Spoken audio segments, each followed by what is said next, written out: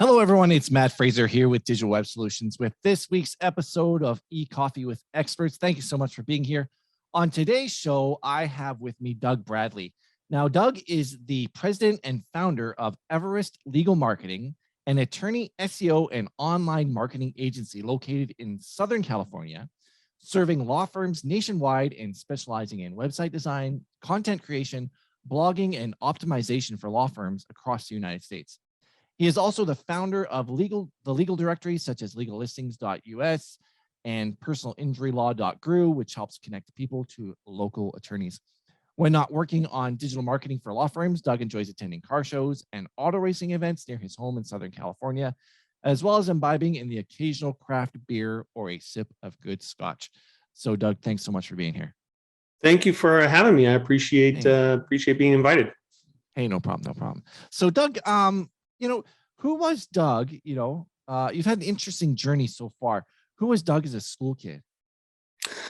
As a school kid, I wasn't an outstanding student. I did okay in grade school and high school, but I wouldn't say I was ahead of the class. I was kind of like a little bit of the class clown, but it was very average for the most part. Even through college, I was pretty decent in college, but through grade school, I would say I was an average student. Nothing particularly outstanding in terms of grades or capability. That was mostly school. I loved to joke. That was probably, I think, my downfall was having too much of a sense of humor with the teachers and with other students. So, it's always good to have a sense of humor. I try. Look at Dave Chappelle; he's done quite well having a sense of humor. So yeah. I don't think that's a negative. And life's too short. I agree completely. So, did you always have entrepreneurial aspirations? Yeah, no, I think I've always had a bit of an entrepreneurial spirit. When I was young, I wanted my own money and I wanted control of the things I could buy and the things that and the decisions I could make. Mm-hmm. And the first thing I did that was kind of entrepreneurial in nature was I bought a stencil kit of numbers and I went around the neighborhood and painted the address on people's curb for them, or repainted it. Where we live, I don't know about you, but they have the numbers painted on the curb so the fire department or police can clearly see the number. And oftentimes they fade and they look really bad and they chip off. And so I said, well, let me just buy a $5 stencil kit and a couple rattle cans and go across the neighborhood. And so that's what I started doing. And that was kind of my first taste of having my own money to spend, so to speak. And the moment I could get my work permit at 15 and a half, I went and got a job. And for most of my life, I've had at least 2 jobs, sometimes 3. And it hasn't been until the last probably 8 years or so that I've only had 1 job. Yeah. And that's running Everest. Yeah. And that's running my company. And prior to that, I was also, I did have experience, just doing 1 job, but I've always had other interests and always wanted multiple revenue streams. Yeah. So what led up to starting Everest Legal Marketing? So what did you do? You mentioned you did some things previous to launching this agency. What did you do, and how has that contributed to your ability to run your agency now? Good question. I actually got started in advertising, selling yellow page ads. Wow. Yeah, that's selling ads in the phone book. I didn't even know that was an actual industry or a business until someone recruited me. And once the recession hit, the bottom fell out of that industry, and I was recruited over to a major online legal directory, and I really started to understand legal marketing. Yeah. And while I was at that company, what I learned was the company was so large that they didn't, although I was selling websites and search engine optimization services to law firms, the execution of it was pretty poor. Oh, wow. they would sell, we would sell these, very expensive websites with very expensive monthly service fees.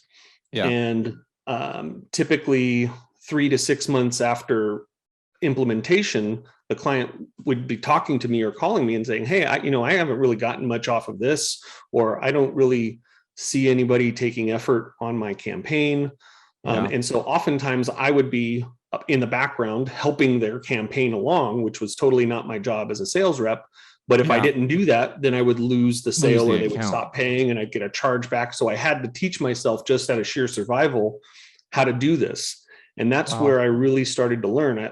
I've always been the type of person where I like to learn how things work. Yeah. And this was just one of those instances where I had to understand what was working and what wasn't, and make it work for my clients. So what year did you start Everest legal marketing then? I had started working with a couple of clients just on a one-off basis as early as 2010, but it was really kind of just a side income. And then I really got more serious about it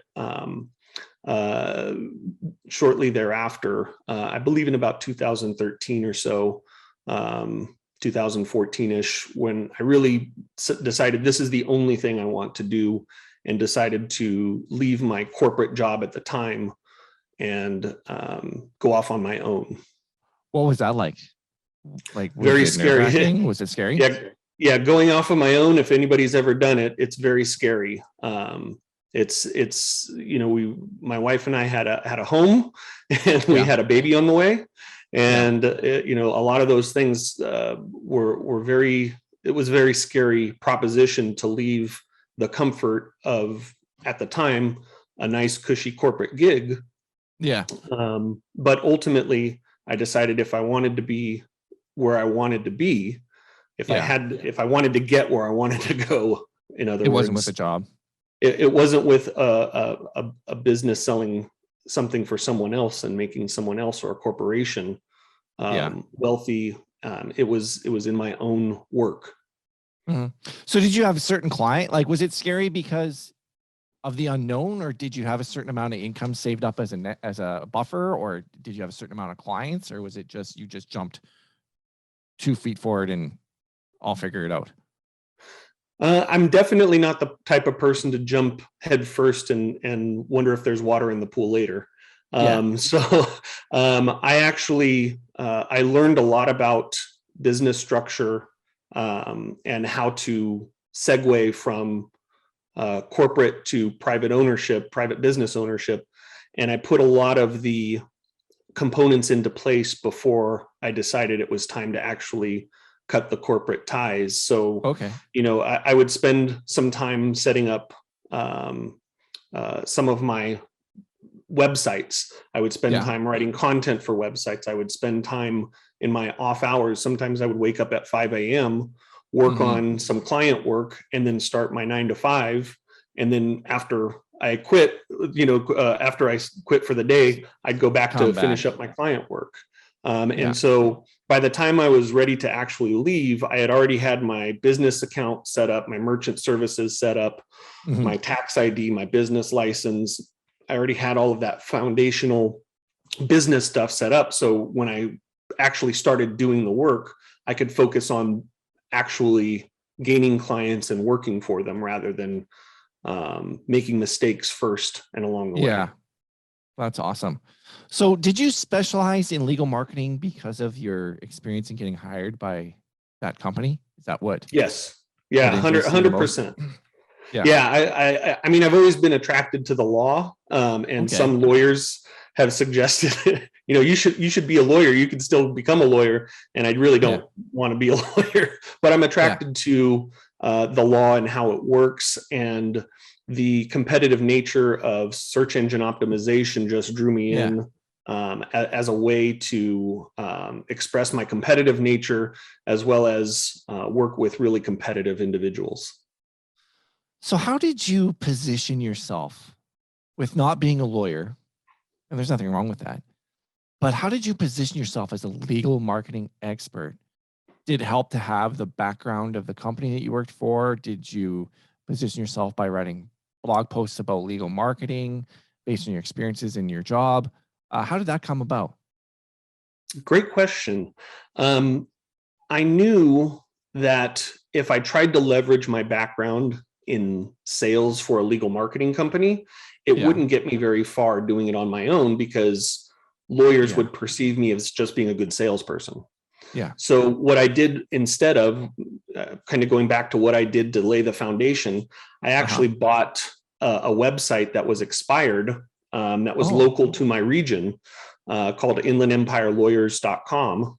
Oh, wow. And I just started building what I call a micro directory, just a small directory of local lawyers in my region that I could easily call or travel to their office or go to lunch or dinner with. And I started optimizing the hell out of that directory, writing content, putting up business profiles, and then marketing that as a local marketing platform for attorneys. And eventually that directory, still to this day, it outranks pretty much every major legal directory for most of the searches we're targeting. If you search the attorneys who are listed on that directory, their profile outranks some of the highest authority legal directories in the country, just because of relevancy and quality of content. And so once I had that positioned as a pawn on my chessboard, now I could bring that to market and say, here's my capability. I'm not just a salesperson. This is what I can do professionally for you. That is so smart, because Thank you. I thought it was. It's worked out okay. You positioned yourself with showing what you can do and bringing value to the market before asking for anything. I lucked out with the domain, but it was an expired domain that another local marketing company had let expire. I found that it was expiring, and the day that it expired, it went to auction. I was just standing by and just bidding on the price of the domain. And I think I bought it for $150. Wow. And it's made me some multiples over that. Yeah, I'm pretty sure. Absolutely. So what are some of the pros and cons of specializing in the legal marketing as a legal marketing agency? We'll start with the pros first. What are some of the pros of being a legal marketing agency? Sure. Well, I think anybody who specializes in anything will tell you the focus is, I think, the best part of doing one thing and doing it really well. You can really get the feel and the temperature of an industry if you're immersed in that one industry.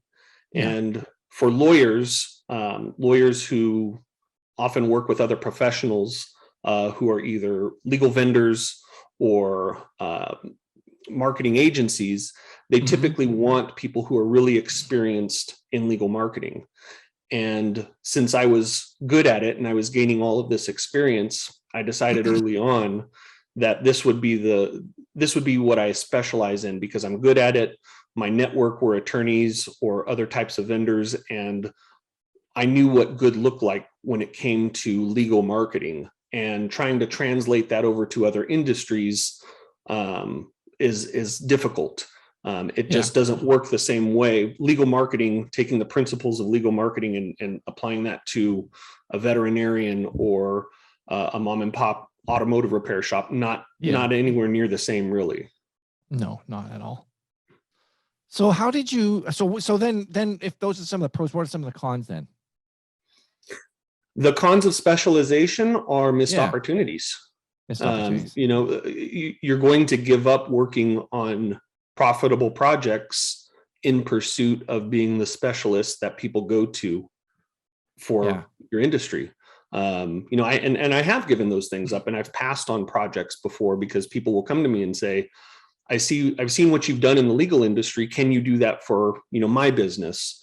And while, if they backed up a dump truck full of money and dumped it on my driveway, I might reconsider. But every single time I've said, I really just want to do this one thing. I want to be known as one of the experts in this field of specialization. And so as a consequence, I end up, leaving money on the table for other industries, and I have to be okay with that. And I think anybody who specializes really has to be okay with that. And that makes a lot of sense, because there's such a vast amount of knowledge that you have to step into an industry, whether Sure. it's law or veterinarians or car dealers or auto repair. Like, it really is. Absolutely. We both know it's impossible to be a plumber marketer, a car dealer marketer, a auto repair marketer. It's impossible. Sure. It's the same So toolbox with different tools. yeah, Everybody knows what it takes to do search engine optimization in the SEO industry, yeah, but I wouldn't know the first thing necessarily about getting a plumber to page one of Google for competitive search phrases because I'm not yeah, immersed in that industry. And yeah, what I find is that the jack of all trades marketing agencies, yeah, sometimes they are effective, but more times than not, they're typically not, or they typically make mistakes. When I see a jack of all trades marketer marketing a yeah. lawyer, it's very easy to spot the very blatant mistakes that no legal SEO person would ever do. Wow, that's awesome. So in that, you develop this directory, which is really smart idea, and getting that expired domain. How did you get your first client? Like, did you send a direct sales letter? Did you connect them on LinkedIn? Was it a referral? What was your marketing plan for growing that besides the directory that you developed, which was very smart? Sure. I I went back to some of the clients that I had previously in Ah, my professional job. mhm, Again, I didn't want to try and sell them on trusting me just to do something. I wanted to show them, look, you've worked with me in the past yeah, and you trusted me in the past, and this is what I've built.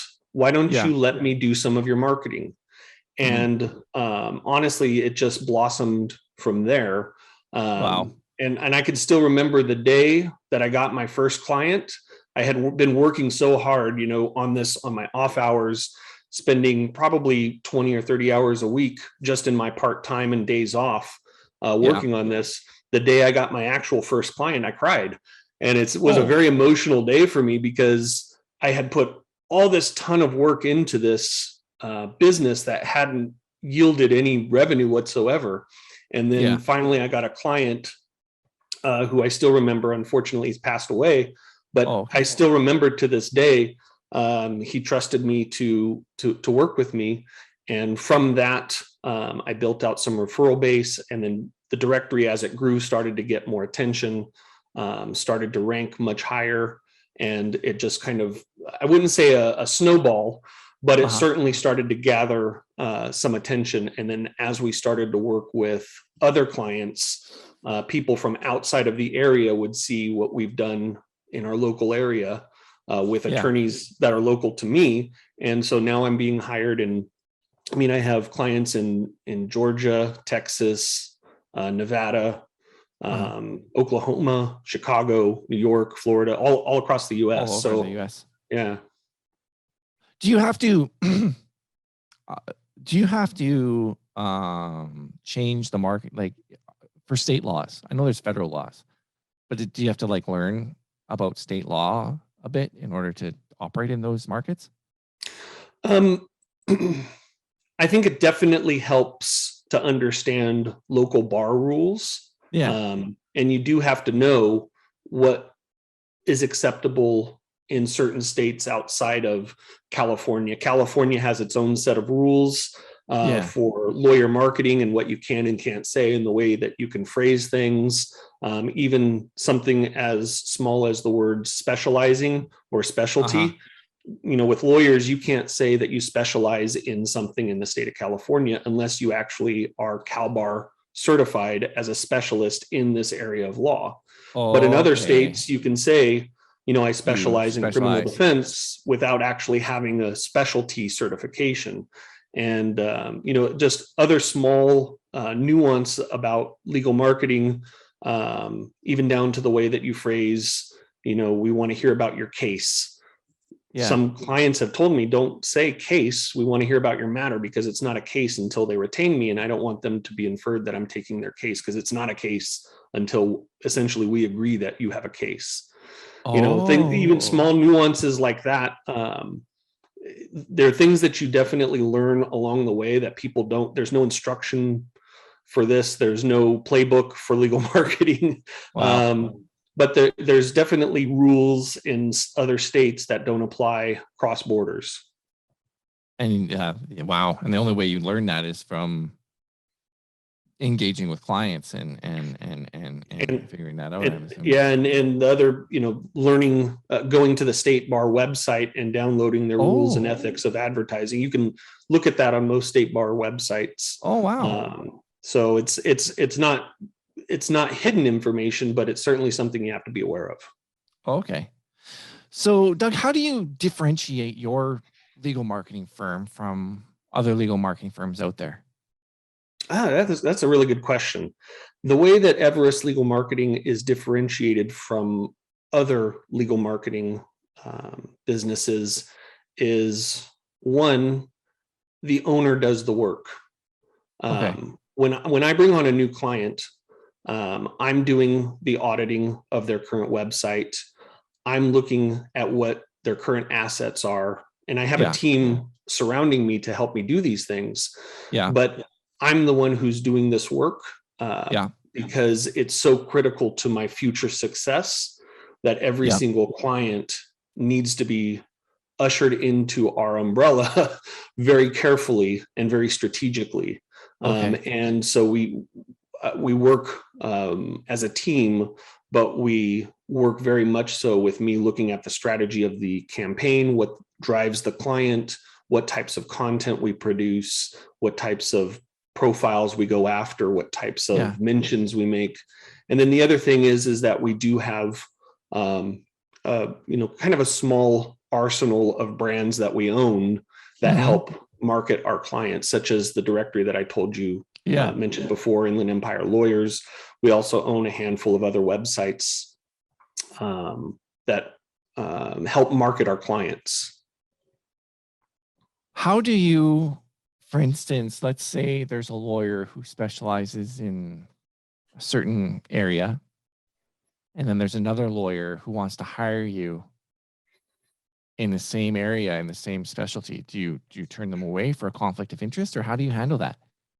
Yeah, typically we don't want to conflict ourselves out. And so my rule of thumb, because most attorneys, even though a lot of them are adversarial, they meet at bar events. They go to local bar events. Oftentimes they know each other.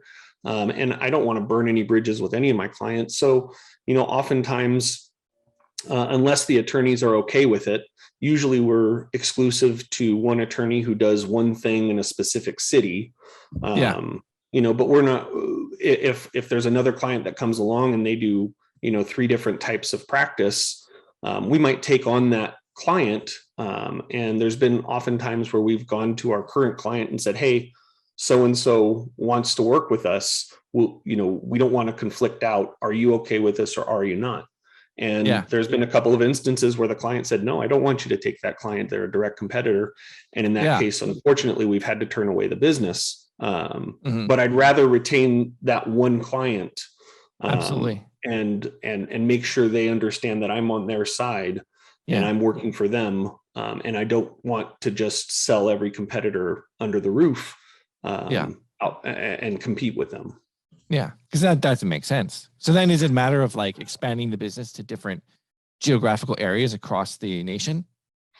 I think there's some people, and people have pointed this out to me before, is that, eventually you're going to run out of places where you can sell, one attorney and one, but there's 100 different practice areas, and every city has, every major city at least has at least a handful of those attorneys operating in them.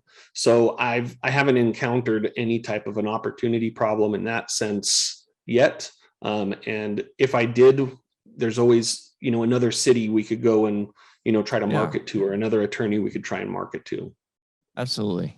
So even though you're limiting yourself, but let's be frank, the biggest thing to do is to focus and focus on that industry, like you said, to turn other things away, because otherwise then you got to go learn all about another industry, which is time consuming. Absolutely. I'd rather turn away and lose some business if that means making a raving lunatic fan of my service. Most of my Absolutely. clients can pick up their cell phone and call me directly. They can text me. When they email me, I get back to them usually within minutes, sometimes hours, and occasionally within 24 hours, but they're always getting direct access to me. Yeah. And if there's a problem, there's only one throat to choke, and that's mine. That's So, yours. Okay. Well, how do you deal with that pressure? I'm okay with it. Yeah. So far, it's been fine for my size of agency, Uh-huh. and the dealing with it is a lot of the times based on the setup of the campaign and setting expectations, and here's what we do, here's what we don't do, and we've developed a rhythm now to where when we onboard a client, they know what we're doing, and they can call us and ask us questions if they have questions. Yeah, absolutely. So that's awesome. So in your experience, based on that, what has been some of the effective channels or strategies for doing legal marketing for law firms? What we find with legal marketing is that a wide approach to marketing is generally a good thing. Now, our agency, we specialize and focus mostly on website development, content marketing, and authority building for attorneys. And we find that SEO still typically drives the most engaged client. We find that even on all of our analytics, and probably most legal marketers will tell you, the people who convert the best, the people who stay on the websites the longest, they typically come from organic channels or legal directories. Legal directories bring a very well qualified client. And when we see campaigns, at least again, just talking about the legal industry, when we see campaigns for social media, when we see campaigns on pay-per-click, we do see traffic coming in, but we don't see near the amount of engagement on the website nor conversions. Usually it's multiples lower than an SEO campaign, a successful SEO campaign. Oh, okay. So SEO is probably the best channel to focus on in your experience in my opinion. It has been. When somebody needs a lawyer, they don't go to Facebook. They typically go to Google, and they may respond to the ads, but most of the time what we're finding is that users still go to local and organic zones of Google to look for a lawyer because they want to research the person that they're hiring. So in other words, also not only including organic search, but also local search in the map packs and listings of 100%. And I'm not discounting paid advertising, but it's something that it's a different animal.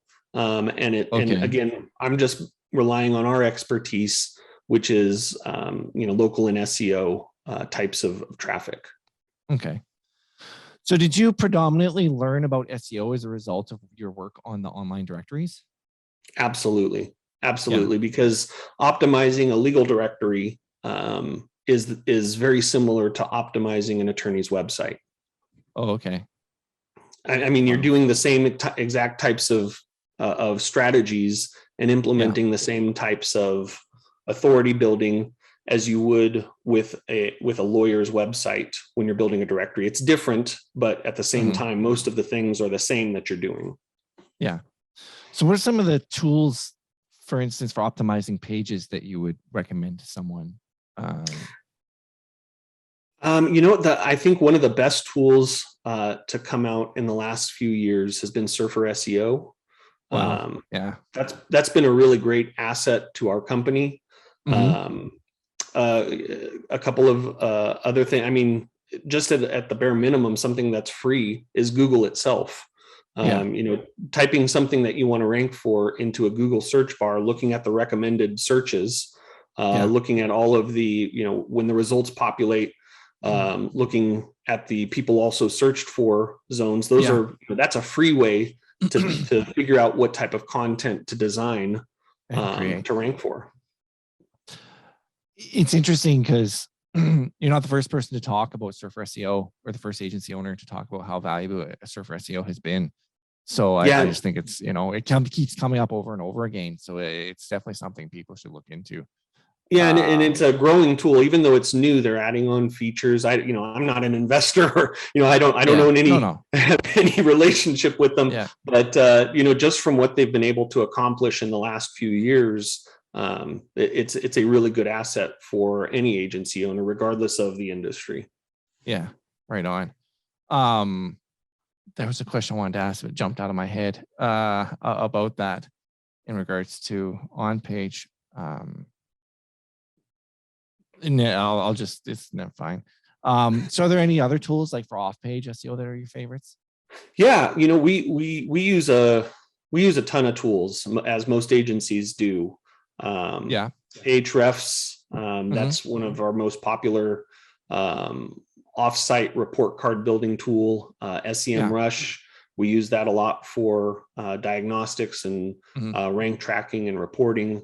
Those tools are invaluable to be able to diagnose problems and also look at competitors. Okay. Have you jumped in? I just remembered my question. Have you jumped in yet to using AI like Jasper.ai or AI content creation tools yet for developing content? We're definitely paying attention to that industry. We haven't started using any AI generated content or any AI tools, but it doesn't mean that we won't in the future, especially if we're looking to scale.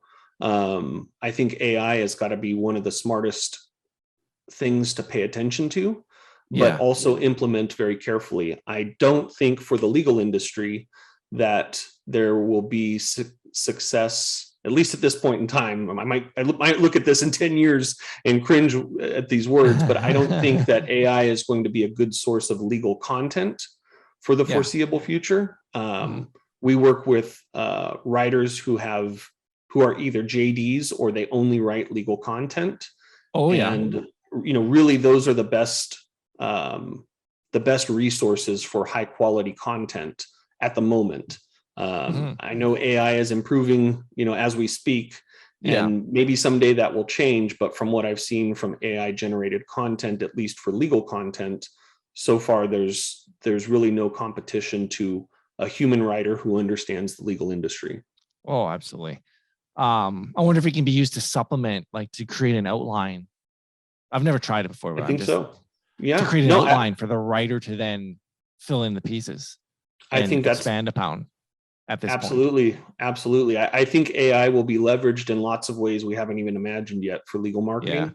I'm always a little bit of a cautious adopter.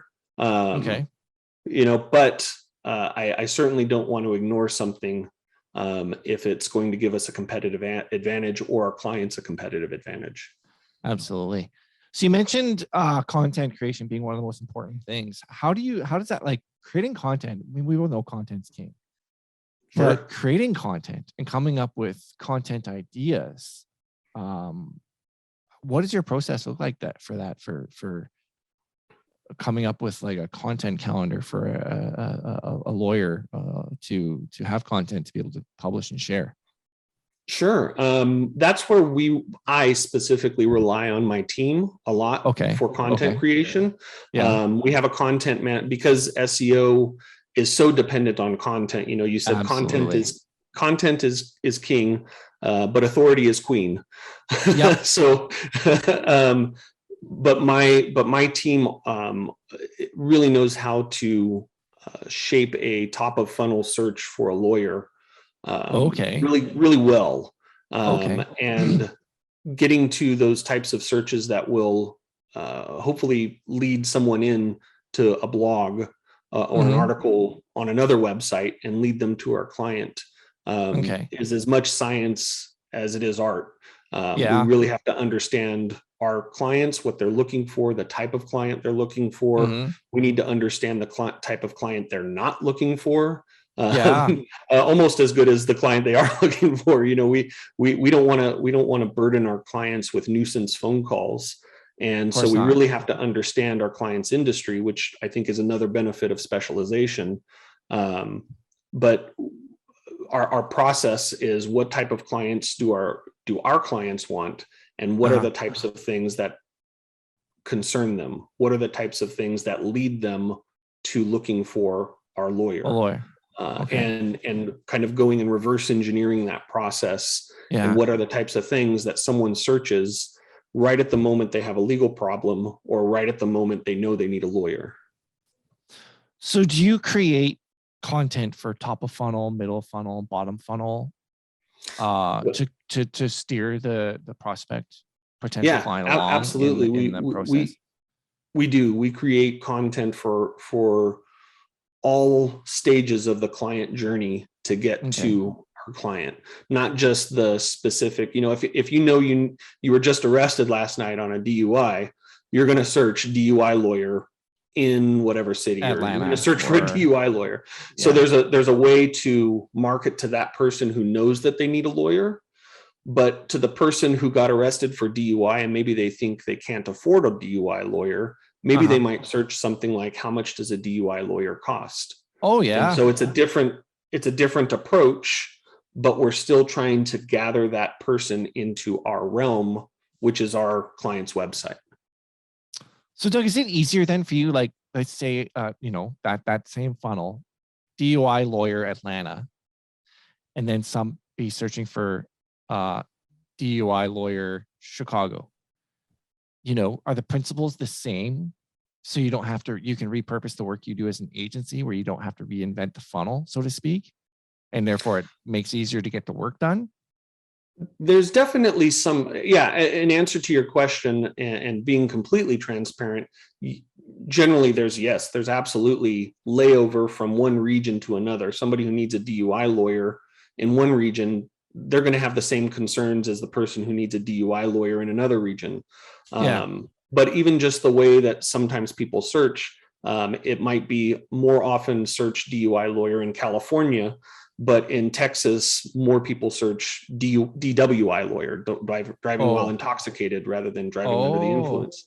So again, going back to that nuance, you definitely want to understand those geographic differences. There's also some studies that suggest that East Coast searches more with the word attorney versus West Coast with searches more than the word lawyer. So there's some strategic differences there as well. Interesting. But there, we try to cover all the bases for our clients at all times. And we never repurpose content ever. That's like our golden rule, is we're never going to take content that we've produced for one client and repurpose it for another. But there's certainly some similarities when you're doing a search for a personal injury lawyer, or there's similarities when you're doing a search for business lawyer. But regionally and statewide, since laws are different and people are different, you might tailor those things differently towards that region. Yeah. So this is just a question that came to the top of my head. For certain, I find directories rank very well for various reasons. So like a DUI lawyer, again, in Atlanta, not that everybody's getting that in Atlanta, but like, do you find that, like, for instance, you own a directory?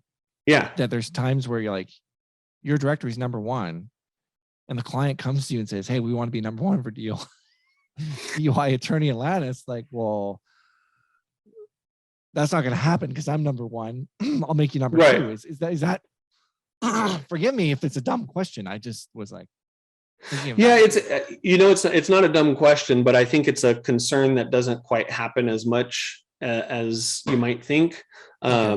Most people who, if they're looking at our directory and seeing how we rank, usually that's a proof point as to our capability, rather than seeing us as a competitor. I mean, if they want to see us as a competitor, that's great.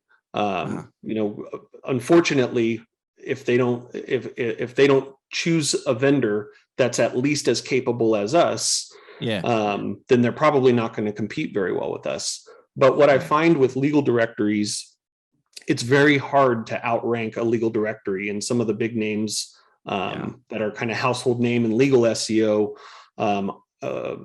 Find Law, Super Lawyers, Justia. Those are probably the three most visible directories in the US, but then we also compete against Yelp, which is very visible. So that's 4 positions on the average SERP that would be taken up by directories. So essentially we have to create content that's more engaging than those directories, and that's at least more locally authoritative than those directories, because oftentimes those things are going to be controlling a lot of the real estate on page 1 of Google. So now we either have to go into some local opportunities, or we just really have to beat the hell out of the big players. Yeah. And considering how strong they are, that must be a pretty big challenge.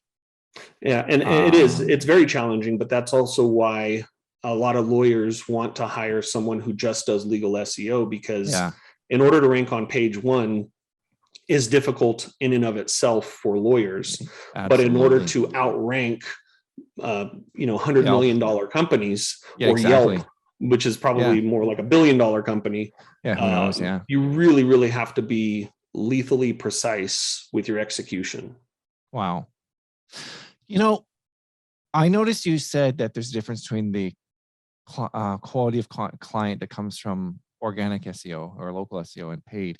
But when the market, and when I mean market, I mean the listing of websites in the SERP, the search engine results page, is that competitive and the competitors have it that strong, does it make sense to recommend to an attorney to come up with a good Google Ads strategy in the meantime to get the leads and get the exposure, rather than waiting the amount of time? Like, correct me if in my experience, SEO takes time, more time than a Google Ads campaign. It could take, months to get the website ranked, and the investment of content and so on and so forth. Does it make sense, like in your experience, to supplement creating a piece of content and driving traffic to it, even if it's an informative piece of content, and retargeting people with a paid Facebook ad to get in the meantime of waiting for the SEO campaign to work? No, absolutely. I definitely recommend to new clients, and this is a part of the onboarding process and setting the right expectations. With lawyer websites, with any website in a competitive field, it's going to take some time to rank and to actually rank for a wide variety of search phrases in addition to the ones that you're specifically targeting. And I never ever tell a lawyer that they shouldn't do paid advertising. Our agency does not do paid advertising. So we actually don't do any paid pay-per-click or social media ad campaigns whatsoever. Not because we don't want to, but because we want our clients to hire an expert in that. We want them to hire a really good pay-per-click vendor, and let us do the SEO. And it really works well, because when they bring in that SEO or that PPC firm, we can really work and collaborate together quite nicely. That's awesome. And I will always tell a client, if you need business right now, and that's what you're looking for right now, you need to do paid advertising. You either need to do local service ads, you need to do traditional pay-per-click, you need to do some social media ads, you need to do something to get people in the door today, because SEO is a tomorrow endeavor. It is. Yeah. So not only do you specialize in legal marketing, but you specialize in legal SEO. Absolutely. Content and authority building. Yes. So we will write the content. We will work with the client to get the best content possible on their website. And then we go out and we help to make that content authoritative. Right on. So what approach do you take I asked you about creating content, but what approach do you take to creating, to keyword research, finding search terms? Like, are there favorite tools you have? Is there, there's various ones out there. Just curious what your thoughts are on that. Yeah, the tools that we use the most are the ones that I've mentioned. Ahrefs, SEMrush, those are great tools. Google Keyword Finder, That's Okay. that's like going to the source and asking for the cheat sheet. Yeah. So those types of things we've done Okay. it so many times, and even per region, oftentimes they're the same types of key phrases and words are coming up on the reports over and over and over again. Yeah. But oftentimes it'll reveal something maybe that we hadn't considered before, or something Okay. clever, or something maybe that's coming up more often. So for instance, in SEO, in the last few years, people searching near me has really started to be influential in SEO. So not just searching personal injury lawyer, but searching personal injury lawyer near me. That's something that you really have to have seen the progress of that happening to understand the influence of just that phrase change. Okay. So that brings my next, how have you seen SEO change over since you started? Over the last 10 years? Yeah. So SEO, the one thing I love about it and the one thing that I hate about it is that it changes so damn frequently. Like, and I think every SEO any person who does SEO for any period of time, the things that are considered strategic and industry standard one year might be considered spammy and black hat the next year. And that bar moves back and forth quite often. I think the principles are having a website that's constructed technically well, having good content that's engaging to users, and building authority to the website. I think those things seem to be the constant, and I think those are the things that should be the constant. Those are the websites that should be the winners on Google and Bing and any other search engine. Those are the websites that should win the page one ranking. Absolutely. So when you say build authority, how do you build authority for a client law firm in a specific area? Well, authority, does it mean building a numerous amount of high quality backlinks? Does it mean establishing them as an expert in their field by using lead magnets like free reports, like in that sense? So I think what my definition of building authority is, and I'll just use kind of like the way it personally works in my brain, is proving to Google that you deserve to rank on page one. Okay. And oftentimes, backlinks are still a part of it. Getting links from high quality legal directories, high quality business citations, being included on things like podcasts. Also, even just being mentioned in news outlets. There's some data to suggest that even being mentioned without a link back to your website can actually be valuable. If you're mentioned in a major news outlet or on a blog and nobody linked to you, but they mentioned your brand name or your entity name, there's definitely some reports that are showing that that's beneficial. Featuring content on other websites that are legal in nature and relevant to your practice or relevant to your business. All of those tried and true strategies, I think, are still good as long as they're not abused. And that's a fuzzy gray line, I think, sometimes. Oh, absolutely. So would you say there's a difference between the quality of a backlink for legal marketing as opposed to plumber marketing? Or is it just a different targeting where the links are coming from? Yes, absolutely. I think, and I guess this is just my bias because I work in legal marketing, but it's way more difficult to get a backlink from a relevant source, not just legal in nature, but something like a city or something like a government entity or something like a local government agency or something of that source. It's very difficult to get that as a lawyer. I've gotten them and we get them for our lawyers and for our clients, but as a plumber, you probably wouldn't necessarily be getting that type of exposure from a government entity or something along those sorts, or a law school, or being mentioned as a legal citation in some sort of a white paper or somebody's Yeah. analysis, legal analysis. Those types of outlets are very difficult to penetrate, but they raise visibility, they raise awareness, they raise branding, and they certainly raise the benefits and the outcome of SEO. Yeah, no, absolutely. So you mentioned that the thing about Google that you love about SEO is that it's always changing, but the thing you don't like about it is it's always changing. How do you keep up with, what's the changes? Like, what resources do you use to stay current with the current changes that Google makes, being the predominant search engine as well as the industry? Yeah, the industry journals, Search Engine Journal and similar types of journals are excellent resource. Follow people on Twitter. Follow experts on Twitter. Oftentimes they're the ones who are seeing the impacts of something first, and they're going to Twitter oftentimes. As much as I don't like Twitter for some things, for this is a really great purpose. I can really see the pulse of the industry through the lens of the SEO experts who are asking the community, are you seeing this? Have you seen that? Yeah. And you can really see something change in real time.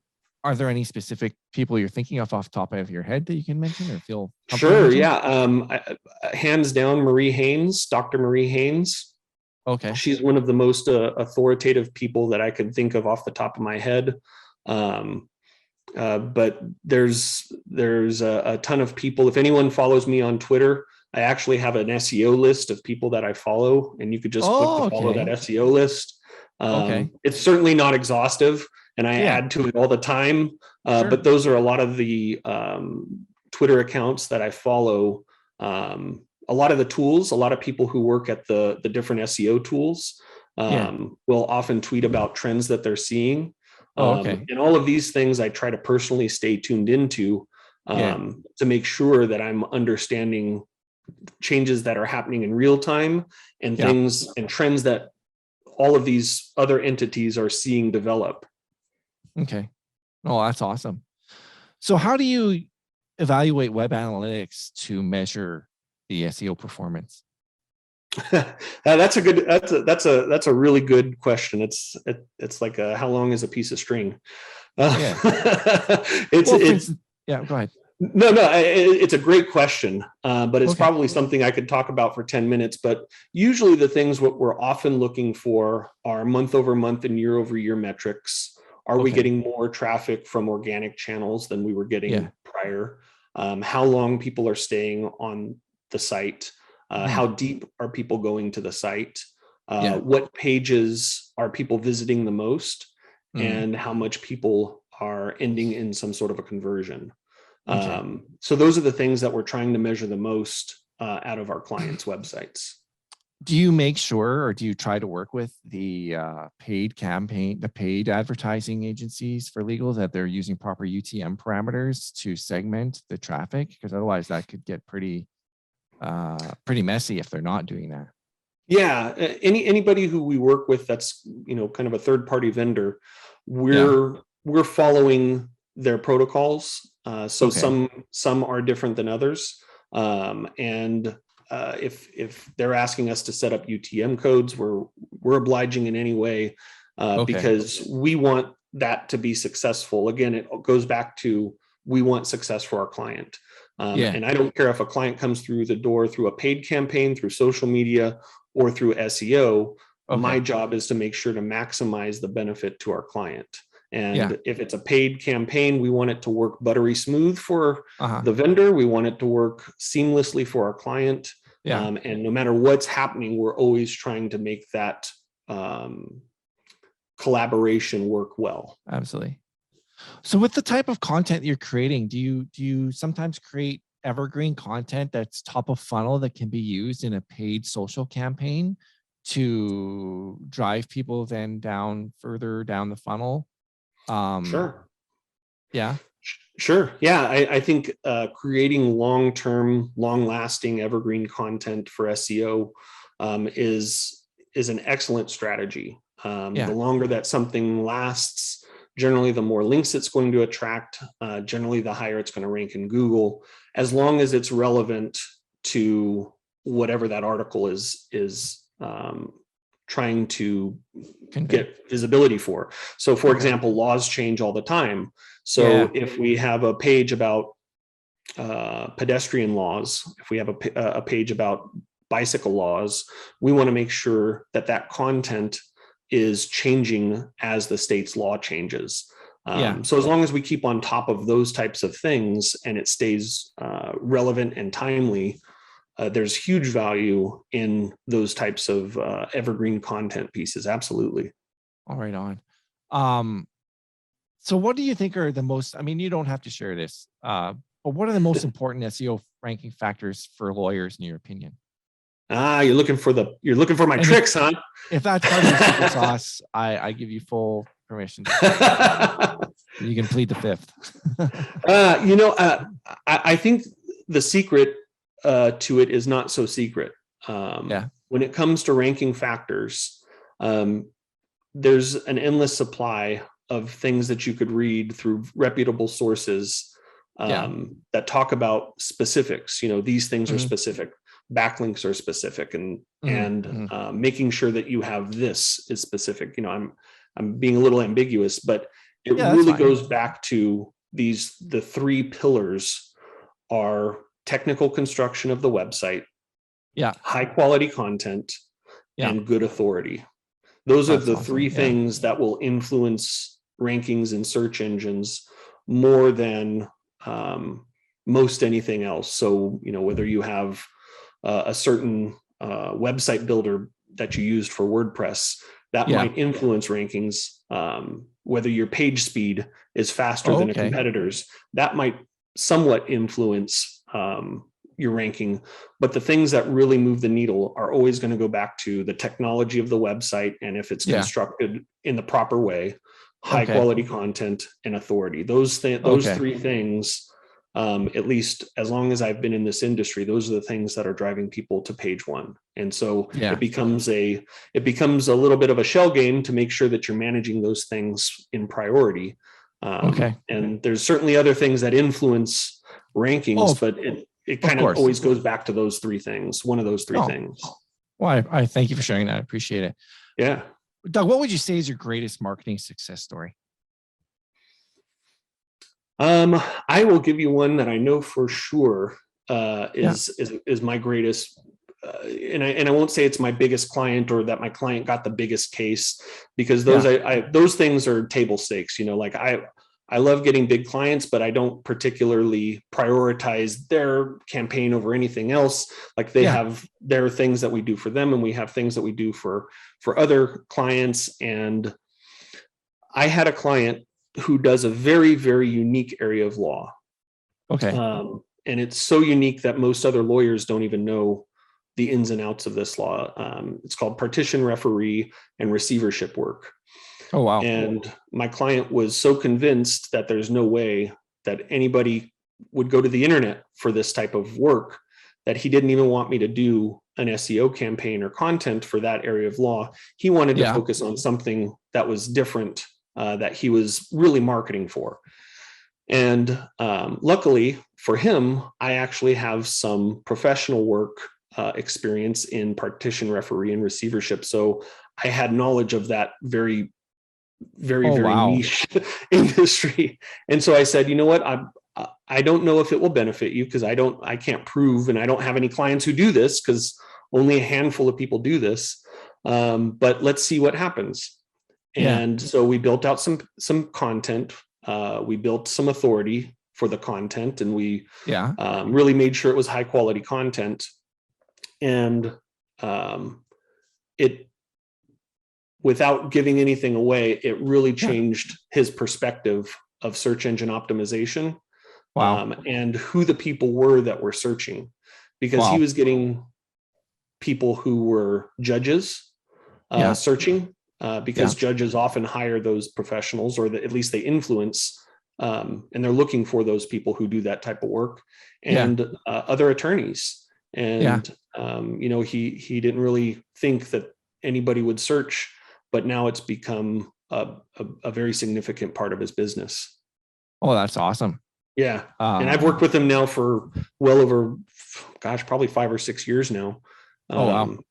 And so I think that's one of the biggest success stories is, finding something that somebody would say nobody's ever going to do X, and then showing them, oh wow, there's actually quite a few people who do X. Yeah, no, absolutely. So, Doug, in wrapping things up, I already asked you this question. So, what's your favorite food? My favorite food. Rapid fire questions. You know what? Rapid fire. Okay. I would say smoked meats. Oh, smoked meats, right on. I love smoking. Oh yeah. And you mentioned that you like to go to car shows. Do you have a favorite car? I'm all about modern muscle. I love modern muscle cars. Anything that's really fast, anything that's a sports car. I'm all about it. Okay, right on. What's your favorite movie? Favorite movie? That one's a tough question. I'll say one of my favorite. I'll alter the question a little bit because many of my favorite movies are done by a couple of directors. So Christopher Nolan is one of the directors at the top of the list, and most of the stuff that he's done that I've seen, I really just appreciate his work. So anything in that category, I think are some of my favorites. All right on. Are you an early bird or a night owl? Probably an early bird more so than a night owl. I like to get things done early. All right on. And your favorite book? What you're reading my favorite book. One of the books that I read recently, and I've referenced it often in conversation, has been Coddling of the American Mind. Oh yeah. I don't know if you're familiar with that book. Greg Lukianoff and I'm forgetting the name of the other author on it, but great book if you like to read nonfiction. Okay. Yeah, it's by Greg Lukianoff and Jonathan Haidt. Jonathan Haidt. Haidt. Okay. Yeah. Yeah. Oh, interesting. Yeah, I'll have to take a look at that. Thanks for mentioning that. So, absolutely. Doug, if people wanted to find out more about you, where would they go? Like online? You could obviously you go to my website, everestlegalmarketing.com. From there, you can follow me on Facebook or follow our company on Facebook or Twitter. Those are really the social media outlets that we use. If anybody really wants to follow what we publish on my website, I personally write those articles on our website, so we don't pump out a huge amount of content on everestlegalmarketing.com. But what we do write, it's what I like to think is very well informed, and it's very, very detailed and informational about the things that we write about. All right on. Hey, I want to thank you very much for being on the show today. It's been a pleasure speaking to you and having you, and thanks for taking the time out of your day to do so. Thank you, Matt. I appreciate the platform, and thanks for talking with me. Hey, no problem. You have a great day. You too. Thanks. Bye-bye.